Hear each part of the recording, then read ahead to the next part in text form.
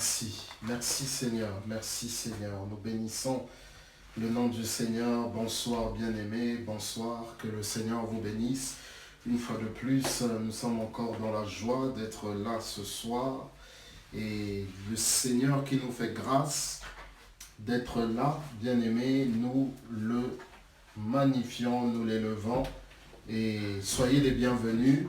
Soyez les bienvenus, peuple de Dieu. Soyez les bienvenus aussi à vous qui nous regardez sur les réseaux sociaux. Que le Seigneur vous accorde sa grâce. Et nous espérons que vous avez passé, les amis, une excellente semaine. Nous espérons que vous avez vraiment, par la grâce de Dieu, passé une excellente semaine. Alors, vous le savez, bien-aimés dans le Seigneur, depuis déjà quelque temps, nous avons commencé donc avec les prières qui transforment une vie. Et c'est ce que, bien-aimés, nous sommes en train de continuer aujourd'hui. Nous continuons aujourd'hui cela, les prières qui transforment une vie. Les prières qui transforment une vie, bien-aimés dans le Seigneur. Bien-aimés dans le Seigneur, nous bénissons notre Dieu, nous le remercions, nous lui disons qu'il est le bienvenu dans sa maison, qu'il est le bienvenu dans son peuple.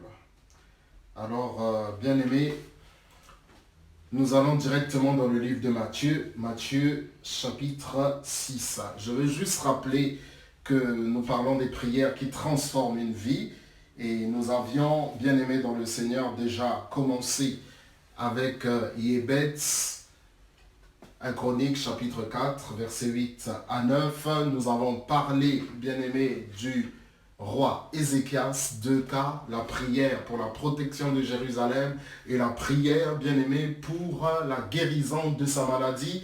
Nous avons parlé aussi, bien-aimé, de la prière qui transforme une vie dans cette parabole de la veuve et du juge inique. La Bible nous dit, Luc chapitre 18, Jésus leur enseigna une parabole pour leur montrer qu'il faut toujours prier et ne jamais se relâcher.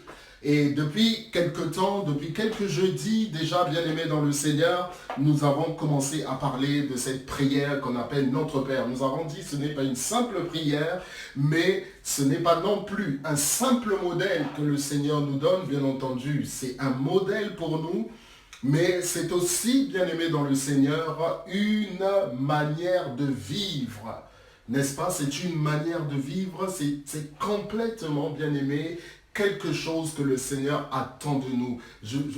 Dire que c'est un style de vie, ce serait trop simple, mais c'est vraiment, bien-aimé, une manière de vivre, n'est-ce pas, que le Seigneur attend de nous au travers de cette prière que nous appelons le Notre Père. Nous avons dit aussi, bien-aimé dans le Seigneur, que cette prière, vous savez, beaucoup de choses que le Seigneur Jésus faisait, beaucoup, oui, beaucoup de choses que le Seigneur Jésus faisait étaient des réponses, soit aux questions que les disciples et les apôtres lui posaient, soit des réponses, des enseignements qu'il avait, qui étaient des réponses à l'observation sur la vie des apôtres, sur la vie, bien-aimée, des disciples, mais sur la vie aussi des personnes qui l'entouraient. Et c'est le cas, bien-aimé, dans le Seigneur, de cette prière qu'on appelle le Notre Père dans Matthieu chapitre 6.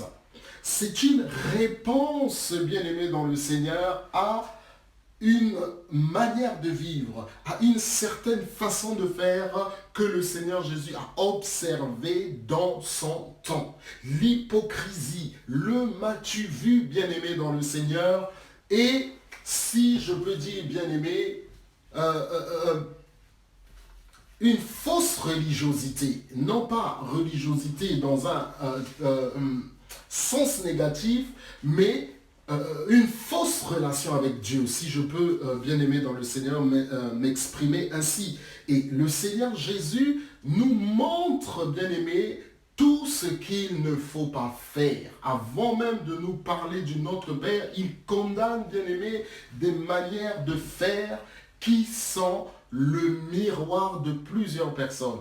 Et cela, bien aimé dans le Seigneur, pour nous qui sommes des enfants de Dieu, ça touche, ça touche l'Église, ça touche, bien aimé, les choses du royaume.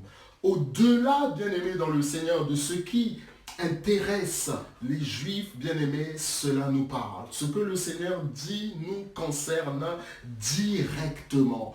Et bien aimé dans le Seigneur, ce qui est visible n'est que le miroir de ce qui est invisible. Ce qui est visible, bien aimé dans le Seigneur, je le répète, n'est que le miroir de ce qui est invisible. Qu'est-ce qu'il dit? Voilà, bien aimé, ce qu'il dit. Écoutez, Matthieu chapitre 6 à partir du verset 1er dit « Gardez-vous de pratiquer votre justice devant les hommes pour en être vu. » Le m'as-tu vu? Autrement, vous n'aurez point de récompense auprès de votre Père qui est dans les cieux. Bien aimé, ce que les gens voient, ou ce que nous voulons que les gens voient, bien aimé, est le reflet de ce qui est dans notre cœur. Et le reflet de ce qui est dans notre cœur, et le Seigneur en parlera plus tard, mais d'une manière beaucoup plus claire. Beaucoup plus claire. Il va dire, c'est de l'abondance du cœur que la bouche parle. C'est de l'abondance du cœur que la bouche parle. Nous continuons. Nous sommes là en train de rappeler simplement, bien aimé, lors donc que tu fais l'aumône, ne sonne pas de la trompette devant toi, comme font les hypocrites. Voilà encore qu'ils condamnent. Dans les synagogues et dans les rues, dans les synagogues, bien aimé, la maison de prière, la maison de Dieu, même si aujourd'hui, bien aimé, nous allons dans des lieux qu'on appelle temples, qu'on appelle églises. Mais nous voyons, bien aimés dans le Seigneur, là, dans la maison de Dieu, il peut se passer des choses que le Seigneur n'apprécie pas. Il peut se passer des choses que le Seigneur ne veut pas. Bien aimés, ce sont des paroles qui nous sont adressées. Il s'adresse, bien aimés, à des gens qui écoutent son enseignement. Il s'adresse à des gens qui sont là autour de lui et qui sont intéressés d'une manière ou d'une autre à sa personne, à lui, le Seigneur Jésus. N'est-ce pas? Afin d'être glorifié par les hommes. Voilà, bien-aimés, afin d'être glorifié par les hommes. Qu'est-ce qui nous motive à faire ce que nous faisons? Les paroles du Seigneur Jésus nous font nous poser des questions à nous-mêmes. Nous questionnent nous-mêmes. Finalement, je suis un enfant de Dieu. Oui, mais qui suis-je? Et suis-je vraiment un enfant de Dieu? Et ce que je fais, reflète-t-il vraiment la pensée d'un enfant de Dieu? Reflète-t-il vraiment la vie d'un enfant de Dieu? Vous savez, le Seigneur va dire aux Juifs au travers de l'apôtre Jean, au travers du prophète Jean-Baptiste, excusez-moi, il va dire « Produisez du fruit digne de la repentance. Produisez du fruit digne de la repentance. » Le m'as-tu vu, bien-aimé? La soif de la gloire humaine. La soif de la gloire humaine. Et dernièrement, j'avais dit, bien-aimé, déjà là, le Seigneur est en train d'évoquer ce que nous connaissons aujourd'hui sous le nom anglais de buzz. Le buzz, nous voulons faire le buzz. En français, c'est l'engouement. Ce qu'on fait, on veut que ça attire, on veut que ça... Et au-delà de ce qu'on fait, on veut que tout revienne sur nous. Qu'est-ce qui nous motive à faire ce que nous faisons? Bien-aimés, nous l'avons déjà dit, nous ne revenons pas là-dessus. Les réseaux sociaux en eux-mêmes ne sont pas mauvais, à moins que le Seigneur ne nous les interdise spécifiquement, à moins que le Seigneur nous interdise de manière, bien-aimée, individuelle. Mais les réseaux sociaux, nous les utilisons pour propager l'évangile, nous les utilisons pour faire ceci et cela. Mais bien-aimés dans le Seigneur, nous aimons, tous être admirés. Nous aimons qu'on nous apprécie. Mais ces choses peuvent être un piège. Ces choses peuvent être un piège, bien-aimés dans le Seigneur. Être apprécié, ce n'est pas mauvais. Être félicité, ce n'est pas mauvais. Mais qu'est-ce qui nous pousse à faire ce que nous faisons pour que nous soyons félicités? Qu'est-ce qui nous pousse à faire ce que nous disons pour que nous soyons bien-aimés, appréciés des hommes et des femmes?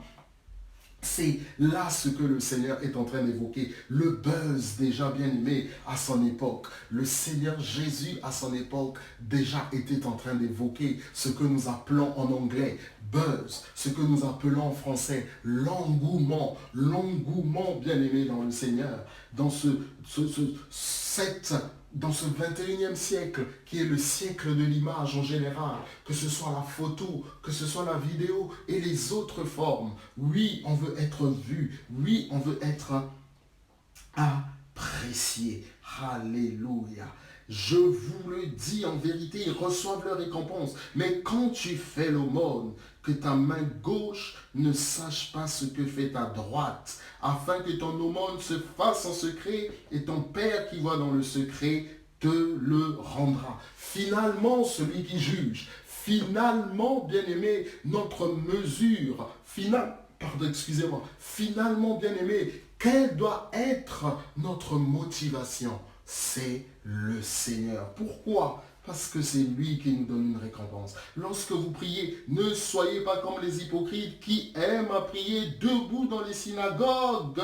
Oh, bien-aimés dans le Seigneur, et au coin des rues pour être vus des hommes, je vous le dis en vérité, ils reçoivent leur récompense. Pour être vus des hommes, là encore, bien-aimé, le Seigneur évoque ces choses. Mais quand tu pries, entre dans ta chambre, ferme ta porte et prie ton Père qui est là dans le lieu secret, et ton Père qui voit dans le secret te le rendra. En priant, ne multipliez pas, c'est ce que je disais tout à l'heure, ne multipliez pas de vaines paroles, comme les païens qui s'imaginent une fausse religion, une fausse relation avec le Seigneur. Le mot religion vient du verbe religuer, qui signifie relier, relier. Relier pourquoi? Relier avec Dieu.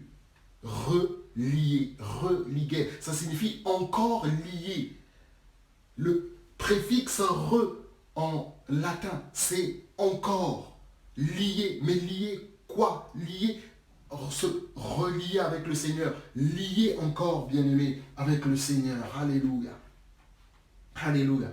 Ils s'imaginent qu'à force de parole, ils seront exaucés. Bien-aimé, la superficialité. Je ne vais pas entrer là, ce n'est pas, bien-aimé, notre but. Ne leur ressemblez pas car votre Père sait de quoi vous avez besoin avant que vous le lui demandiez. Voilà, bien-aimé, ce qui nous intéresse. Voici donc comment vous devez prier. Notre Père qui es aux cieux, que ton nom soit sanctifié, que ton règne vienne, que ta volonté soit faite sur la terre comme au ciel. Donne-nous aujourd'hui notre pain quotidien. Pardonne-nous nos offenses comme nous pardonnons aussi. Comme nous pardonnons, oui, comme nous aussi, nous pardonnons à ceux qui nous ont offensés. Ne nous induis pas en tentation, mais délivre-nous du mal. Car c'est à toi qu'appartiennent dans tous les siècles le règne, la puissance et la gloire. Amen. Alors, bien-aimés dans le Seigneur, dernièrement, nous avons vu le rôle du Père. Ok? Nous avons vu le rôle du Père. Et en réalité, bien-aimés dans le Seigneur, cette partie,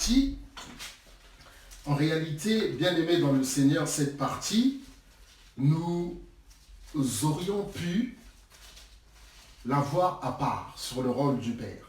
Et j'étais effectivement en train de penser par rapport à ça et nous avions commencé. Parce que le rôle du Père, bien aimé, nous pouvons, oui, comme je dis, le voir de manière plus précise et même en dehors de la prière du Notre Père, simplement effleuré. Mais comme nous avons commencé, on va, bien aimé, un petit peu essayer de rappeler et nous verrons par la grâce de Dieu comment est-ce que nous pouvons faire. Parce que ne l'oublions pas, le Seigneur Jésus nous présente Dieu comme étant son Père. Non seulement son Père, mais comme étant le Père céleste. Le Père céleste. C'est ainsi que le Seigneur Jésus nous présente l'Éternel comme étant le Père céleste. Et nous avons vu dernièrement, bien-aimés, que lorsque nous nous approchons de Dieu, nous devons nous approcher de lui en considérant qu'il est notre Père. J'avais dit que nous avons plusieurs types de relations avec le Seigneur. Nous avons divers types de relations avec le Seigneur. Et une des relations, et qui est une relation très importante à ne pas négliger, c'est que le Seigneur Dieu est notre Père. Le Seigneur Dieu, les amis, est notre Père. Ça, nous ne devons pas l'oublier. Le Seigneur Dieu est notre Père. Et La prière donc, nous le voyons dès le début, mais le Seigneur l'évoque aussi au début du chapitre 6. Ok? Il parle de votre Père qui est dans les cieux.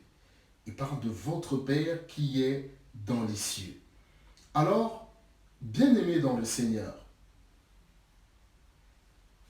le Père, nous l'avons vu, comment est-ce que nous devons nous approcher de lui avec assurance et grâce, avec un cœur sincère, bien-aimé. Et nous avons vu, bien-aimé, que il y a plusieurs possibilités pour devenir père.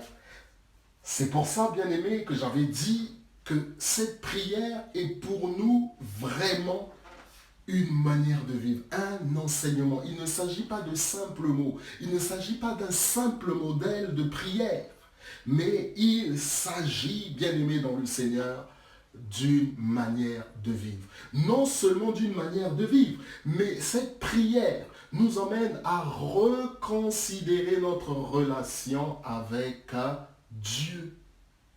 Puisque le Seigneur étant vivant, et nous aussi étant vivants par sa grâce, puisque nous bénéficions de sa vie en Jésus-Christ,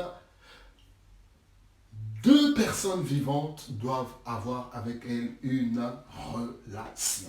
Donc, comment quelqu'un devient un père de manière naturelle après, dans le cadre du mariage, après qu'un homme et une femme aient eu des relations 9 mois après, ou peut-être avant pour certains, un enfant naît, ainsi on devient père, mais nous l'avons dit, cela ne suffit pas. Il ne faut pas simplement être géniteur, mais il faut être père, il faut prendre soin de l'enfant et tout, nous l'avons dit. Nous avons parlé de l'adoption simple, nous avons parlé de l'adoption plénière, l'adoption en gros qui est aussi une manière de devenir père. Et nous avons dit que Dieu est notre Père au travers de Jésus-Christ, notre Seigneur. Et nous avons dit que le rôle du Père, c'est de nourrir, bien-aimés dans le Seigneur, les enfants. C'est de pourvoir, bien-aimés, aux besoins de l'enfant. L'Éternel qui pourvoit, Yahvé Jireh. C'est de nourrir, c'est d'apporter, bien-aimé, ce qui va servir à l'être humain. Au départ, c'est un bébé. On parle de bébé entre 0 et 3 ans. On parle aussi de nourrissant à ce moment-là. Mais vous le savez, tout au long de notre vie, bien-aimé dans le Seigneur, Dieu est notre Père. Alors que chez les êtres humains, nous sommes les enfants de nos parents, de leur vivant, même si ce lien n'est jamais rompu, mais à un certain moment, les parents s'en vont, ou peut-être les personnes qui nous ont pris en charge, à un certain moment, elles s'en vont, parfois malheureusement ce sont les enfants qui partent avant, mais dans tous les cas, bien aimés, aussi longtemps que l'Éternel est Dieu, il est notre Père. Et l'un des rôles du Père, l'un des rôles du Papa, bien-aimé, c'est de nourrir, c'est de pourvoir au manger et au boire de ses enfants. C'est de prendre en charge leurs besoins. C'est de prendre en charge les besoins de l'enfant. Voilà, bien-aimé, l'un des rôles du Père. Aujourd'hui, bien-aimé dans le Seigneur, nous continuons un petit peu. Proverbe chapitre 22, verset 6. Lorsque nous voulons connaître Dieu, bien-aimé, c'est au Seigneur Jésus que nous devons regarder. Si nous voulons connaître le Père, nous devons voir ce que le Seigneur Jésus nous dit par rapport à lui.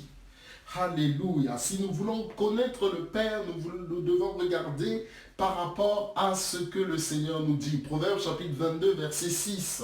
C'est un passage, bien-aimé, que nous connaissons, en tout cas pour beaucoup d'entre nous. Instruis l'enfant sur la voie qu'il doit suivre. Lorsqu'il sera grand, il ne s'en détournera pas. Proverbe chapitre 22, verset 6.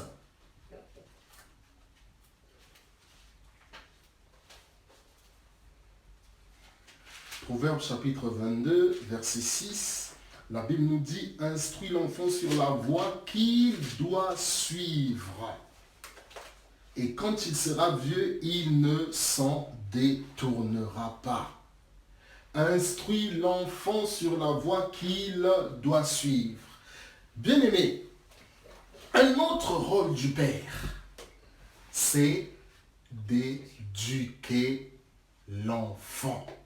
Un autre rôle du Père, ce n'est pas seulement de pourvoir à ses besoins, ce n'est pas seulement de lui donner le manger et le boire, mais c'est aussi de pourvoir à son éducation. C'est aussi de pourvoir, je le rappelle, à son éducation. Proverbe chapitre 22, verset 6 que nous avons lu. Instruis l'enfant sur la voie qu'il doit suivre, lorsqu'il sera grand, il ne s'en détournera pas. Maudit soit le pays dont l'enfant est roi.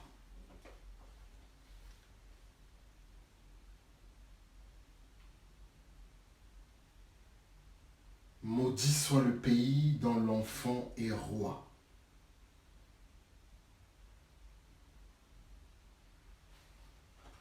Bien-aimé, c'est une autre chose que la Bible nous dit. Toujours dans le livre des Proverbes.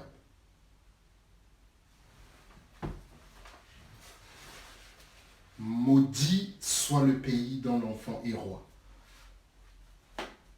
Dans le passage que nous avons lu, bien-aimé dans le Seigneur, la Bible nous dit « Instruis l'enfant sur la voie qu'il doit suivre. » Sur la voie qu'il doit suivre. Qu'est-ce que ça veut dire? Bien-aimé, pas sur la voie que l'enfant a choisie, pas sur la voie que l'enfant veut quand ça l'arrange, pas sur la voie de l'enfant qui fait des caprices et fait ce qu'il veut.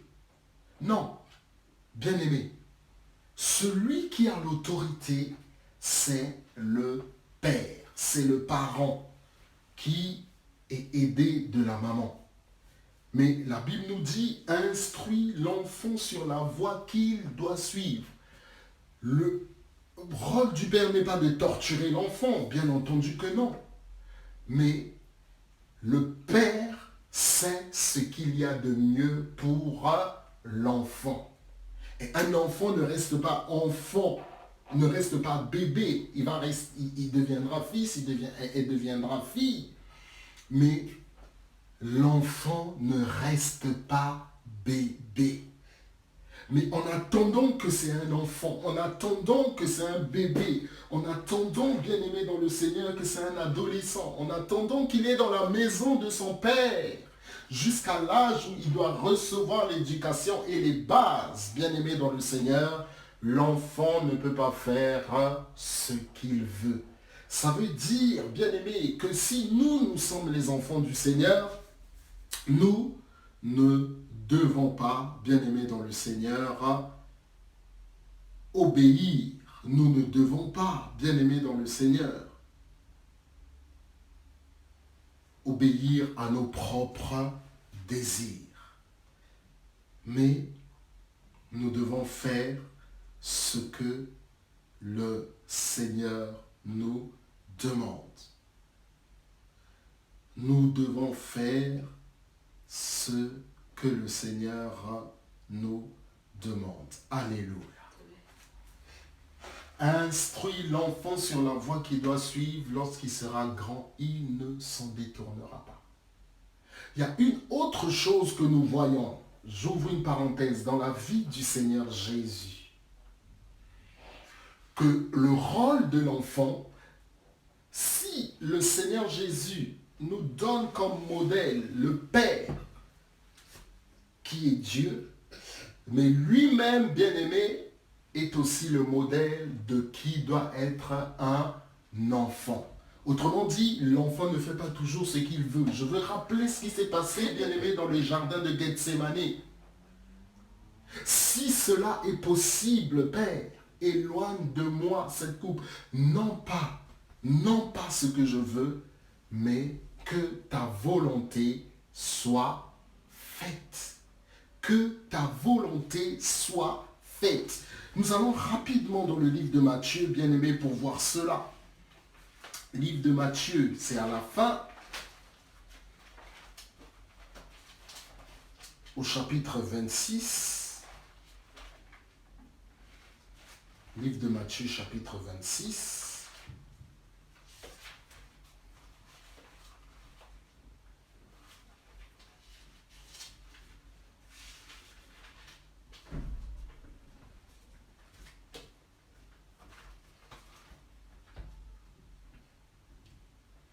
On peut lire à partir du verset 36. Matthieu chapitre 26, à partir du verset 36. La Bible nous dit, là-dessus, Jésus alla avec eux dans un lieu appelé Gethsémane, les apôtres. Et il dit aux disciples, il y avait les apôtres et les disciples, sachant que les apôtres étaient d'abord des disciples, jusqu'au départ du Seigneur Jésus, c'était des disciples, et ils sont restés toutes les façons des disciples. Asseyez-vous ici pendant que je m'éloignerai pour prier. Il prit avec lui Pierre et les deux fils de Zébédée, donc Jean et Jacques. Il commença à éprouver de la tristesse et des angoisses. Il leur dit alors, mon âme est triste jusqu'à la mort. Restez ici et veillez avec moi. Puis, ayant fait quelques pas en avant, il se jeta sur sa face et pria ainsi, mon Père, s'il est possible que cette coupe s'éloigne de moi. Toutefois, non pas ce que je veux, mais ce que tu veux. Non pas ce que je veux, mais ce que tu veux. Donc, le Père, nous voyons bien aimé dans le Seigneur, la relation qui peut exister entre le Père et le Fils. Le Père aime son Fils. Le Père aime son enfant. Et aimer, bien aimé dans le Seigneur, écoutez-moi, bien entendu, nous l'avons vu dernièrement. Quel est le Père qui aime son Fils et lui donne des serpents? Quel est le Père qui aime son Fils et lui donne des scorpions? S'il lui demande du poisson et lui donne des serpents, s'il lui demande de la viande. Mais au-delà, bien aimé, du manger et du boire, au-delà de pourvoir, bien aimé, aux besoins, le Père, je l'ai dit, sait ce qui est nécessaire pour l'enfant. Le Père sait exactement ce qui est nécessaire pour l'enfant. Et ce qui est nécessaire pour l'enfant, ce qui est bien pour l'enfant, ce n'est pas toujours ce que l'enfant désire. Le Père, je le répète, connaît les besoins de l'enfant. C'est ce qui est meilleur pour l'enfant. Et ce qui est meilleur pour l'enfant, ce n'est pas toujours ce que l'enfant désire. Instruis l'enfant sur la voie qu'il doit suivre lorsqu'il sera grand. Il ne s'en détournera pas. La voie que l'enfant doit suivre, c'est la voie que le Père connaît. C'est la voie que le Père inspire.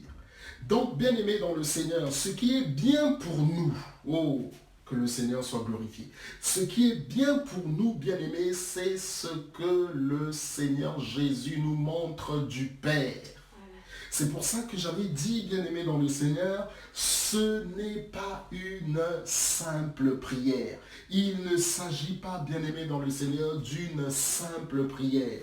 C'est quelque chose de très profond qui concerne notre relation avec Dieu. Et cette prière nous montre aussi qui est Dieu. Qui est Dieu. Le Père aime. Nous avons vu comment on devient Père. Le Père donne, fournit, pourvoit au manger et au boire, mais pourvoit aussi, bien aimé, à l'éducation et à l'instruction des enfants. L'enfant ne restera pas enfant, mais il va grandir, devenir un fils, devenir une fille. Mais une personne bien-aimée sans éducation, une personne sans principe, une personne bien-aimée comme ça, vaik, qui se balade comme ça, bien-aimée, sans repère, une telle personne ne peut pas aller loin. Une telle personne ne peut pas aller loin. Bien-aimés, nous ne pouvons pas aller loin si nous faisons ce que nous voulons, si nous refusons l'éducation du Seigneur, si nous refusons l'instruction du Seigneur. Nous ne pouvons pas aller loin. Mais si nous marchons avec le Saint-Esprit, si nous marchons, bien-aimés, avec Bien-aimés, si nous marchons dans l'obéissance, avec sincérité, humilité, bien-aimés dans le Seigneur, nous serons des personnes bénies, des personnes heureuses. Je veux rappeler ici que lorsque le Seigneur nous instruit, bien-aimés, parfois il va nous dire, ne fais pas ceci, alors que nous voulons le faire. Alors que nous voulons le faire. Alléluia. Un vrai fils, ce n'est pas toujours... Un vrai fils, pardon, c'est celui qui fait la volonté du Père et non toujours ce qu'il veut. Ok? Un vrai fils, c'est celui qui fait la volonté du Père, pas toujours ce qu'il veut. Je le répète, un vrai fils fait la volonté du Père et non toujours ce qu'il veut. Dans la parabole des deux fils, la Bible nous enseigne une chose très importante. Dans la parabole des deux fils, dans le livre de Matthieu, chapitre 21, Matthieu chapitre 21, la Bible nous enseigne une chose très importante. Je rappelle que nous parlons du rôle du Père. Et nous voyons plus précisément que le rôle du Père, c'est d'éduquer. Le Père pourvoit à l'éducation. Et pour nous qui sommes des enfants de Dieu, le Père pourvoit à notre éducation. Matthieu chapitre 21. Matthieu chapitre 21. Matthieu chapitre 21. Verset 28. À partir du verset 28. La Bible nous dit, que vous ensemble, un homme avait deux fils, et s'adressant au premier, il dit, mon enfant va travailler aujourd'hui dans ma vigne. Il répondit, je ne veux pas. Ensuite, il se repentit, et il alla. S'adressant à l'autre, il dit la même chose, et ce fils répondit, je veux bien, Seigneur. Et il n'alla pas. Lequel des deux a fait la volonté du Père? Nous comprenons ici que un vrai fils, c'est celui qui fait la volonté du Père, pas sa propre volonté.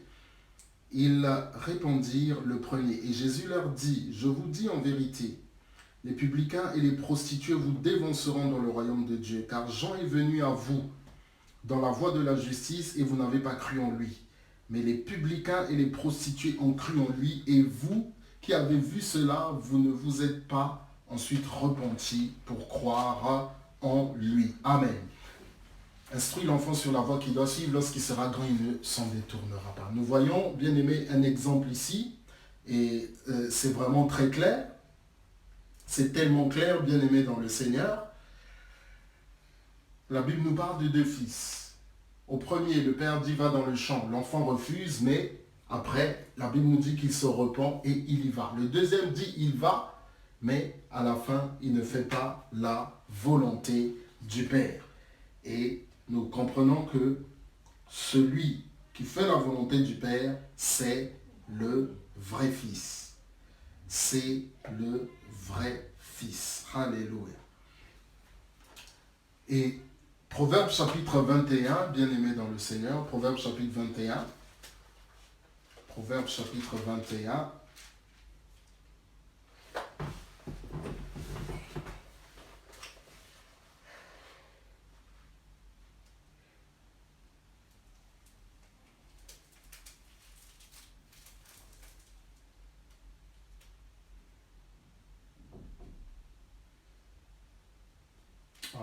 Excusez-moi, j'ai dû me tromper. Proverbe chapitre 21. J'ai dit, pardon, Proverbe chapitre 21, mais je me suis trompé. Excusez-moi. Ok. Pardon.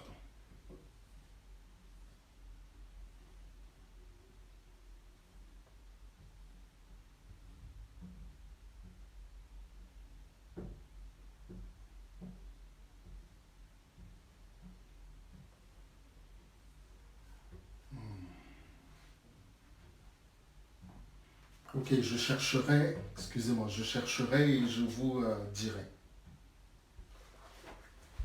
En fait, il s'agit du passage que j'ai évoqué tout à l'heure.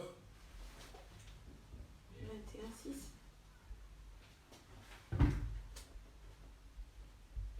Non, non, non. Je me suis trompé, bien-aimé dans le Seigneur. Je me suis trompé tout à l'heure. Instruit l'enfant, c'est ça. Maudit soit le pays dont l'enfant est roi.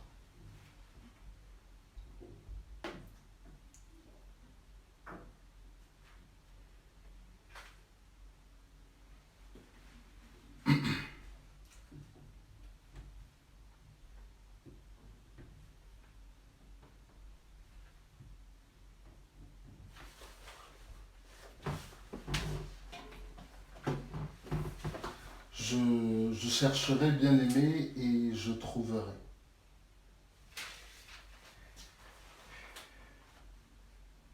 Voilà, nous continuons, excusez-moi, nous continuons, je me suis trompé. Donc, nous voyons, bien-aimé dans le Seigneur, que le véritable enfant, veuillez m'excuser, le véritable enfant, c'est celui, bien-aimé dans le Seigneur, qui écoute son Père et qui suit les instructions de son Père, qui ne fait pas, bien-aimé, ce qu'il veut. Et c'est ça, bien-aimé, que le Seigneur attend de nous. Non seulement le Père nous nourrit, nous donne à manger, à boire, mais le Père, bien-aimé, c'est aussi celui, nous l'avons vu, qui nous donne l'instruction et instruction à laquelle nous devons obéir. Ok? Instruction à laquelle nous devons obéir. Donc, nous voyons, bien-aimés dans le Seigneur, quelque chose de très important ici. Quelque chose de très important. Voilà, nous voulons, bien-aimés dans le Seigneur, bénir encore notre Dieu. Nous voulons remercier notre Dieu. Nous voulons élever encore son nom. Alléluia. Nous continuerons, bien-aimés, cela prochainement avec le rôle du Père.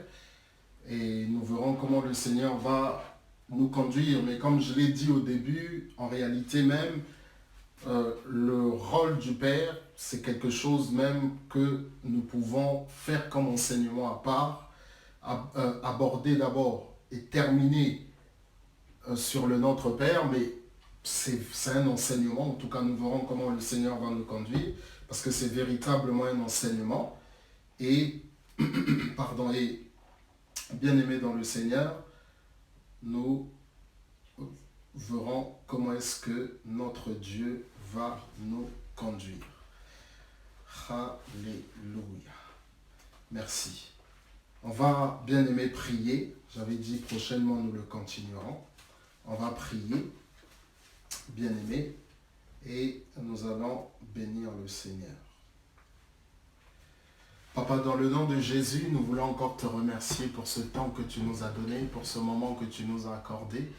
Nous te sommes, Papa, infiniment reconnaissants et Seigneur, merci d'avoir été avec nous, merci d'avoir passé un moment, merci d'avoir passé un temps, Père, avec nous. Sois élevé, sois glorifié, sois magnifié dans le nom de Jésus. Aide-nous, Saint-Esprit, à être des enfants, des véritables enfants de Dieu et des fils, à ne pas toujours faire ce que nous voulons, Saint-Esprit, mais à faire ce que toi tu veux. La Bible nous dit que c'est toi qui nous donnes le vouloir et le faire selon ton bon plaisir, Seigneur. Aide-nous, Saint-Esprit. Béni sois-tu, loué sois-tu dans le nom de Jésus. Nous remettons notre retour entre tes saintes mains, notre nuit aussi entre tes saintes mains. Papa, à toi seul la gloire, la puissance, l'honneur, au siècle des siècles, dans le nom puissant de Jésus-Christ. Amen. Voilà, bien-aimés, que le Seigneur vous bénisse. En tout cas, je vous invite pour le séminaire, donc samedi 17h, dimanche 10h. L'Éternel n'est pas un homme pour mentir. Dieu n'est pas un homme pour mentir. 3 rue de l'Ardèche, 6700 Strasbourg, Méno, tram A et E, station Émile Matisse, bus 27, arrêt Bartichbout. Vous êtes invités donc avec le pasteur Noël Nampanda. Voilà, que le Seigneur vous bénisse, soyez les bienvenus et nous vous disons à la prochaine. Que le Seigneur vous bénisse, à bientôt frères et sœurs.